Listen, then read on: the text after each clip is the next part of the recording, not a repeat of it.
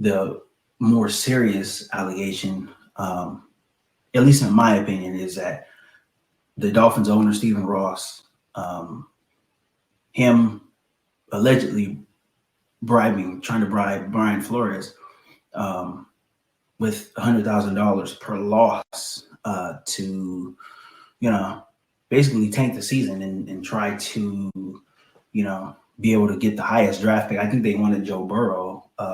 They wanted to draft Joe Burrow in that Tua draft. They didn't though. They ended up drafting fifth.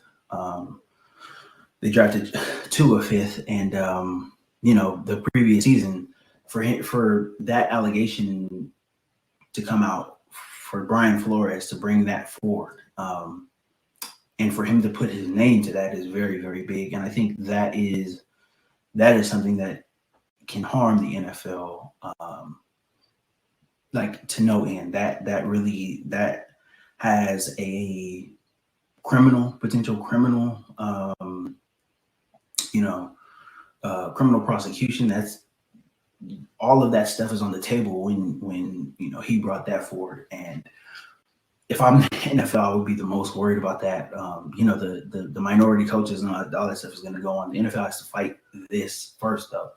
And I thought it was interesting when the lawsuit was reported, when it was first reported. I thought it was interesting. The NFL statement right afterwards was that this is unequivocally false. That basically Brian Flores was lying about the Stephen Ross trying to bribe him for losses. I thought that was very interesting when they came out and said this is unequivocally false without even really knowing anything about the situation, because obviously if this did happen, the NFL wouldn't know about this, because this goes against pretty much all of the rules that are set out. It goes against everything in the bargaining. Teams are expected to operate in good faith. This is this is federal, legislation as far as sports goes and sports betting and all that stuff. Every team has to operate in good faith, meaning you have to go out there whenever you have a game. You have to go out there. You have to play the game to win. You cannot go out there and throw games for any reason at all. If you're in a game, you have to play to win, and that's pretty much what the statute is across the board in all of professional sports, and college sports as well too. High level college sports, it gets better on. Every team has to go out there and operate in good faith. This is competition, and you have to play to win. Because if you don't, and if you're trying to shave points and all this stuff, then you probably will be prosecuted. The people responsible for it will be prosecuted for it, and there's precedent for this. With the whole, going back to, I think it was 1918, where with the Black Sox scandal, when they threw the White Sox through the World Series. You can go back to Pete Rose, with him gambling on baseball. He's been effectively banned from baseball. He'll never make the Hall of Fame, and the MLB doesn't even acknowledge him. Even though I think his case was a little different. I don't think that he. I can't remember. I'll have to go back and research, but his case was a little different. But I know that he was betting on baseball as an active player, so I obviously cannot do that.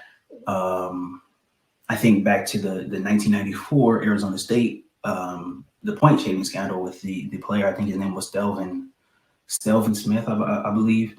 Where he was on campus and he was hooked up with a bookie on campus that went to Arizona State, and he agreed to try to shave points and stuff, and people were going to the sports books in Las Vegas and betting huge amounts on Arizona State, whether they win or lose, and so there is precedent for this. And this Stelvin Smith, he did end up doing some prison time for that, and this was just college basketball in 1994, right? So there's is for this. If there is, if everything, all the allegations prove to be true, there's precedent for, people doing jail time for this.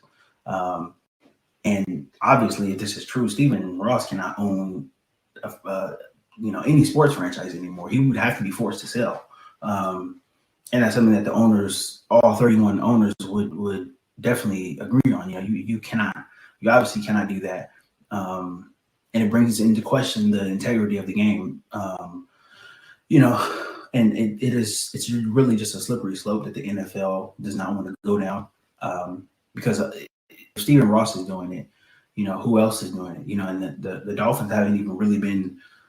They've been one of the worst franchises the past 20 years. They haven't been the worst though. You look at a team, you look at a Washington, Dan Snyder. What's he doing? What is the Ford family doing in Detroit? You look at these teams who have just been awful, perpetually awful for the past, several decades. And you look at them and you wonder, this can make you wonder, what are they doing now? Are they, involved in something that they shouldn't be involved in? I think it's a fair question to ask now with these type of allegations coming out. Teams who just cannot get it together one way or another, and you look at these teams, you look at a Bengals, Cincinnati Bengals, right?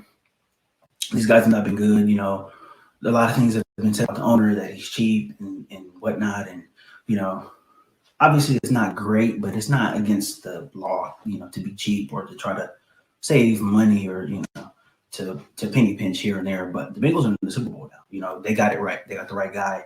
They got the right GM in place. They got the right coach in place. They got the right quarterback. And the team is in the Super Bowl now. So, you look at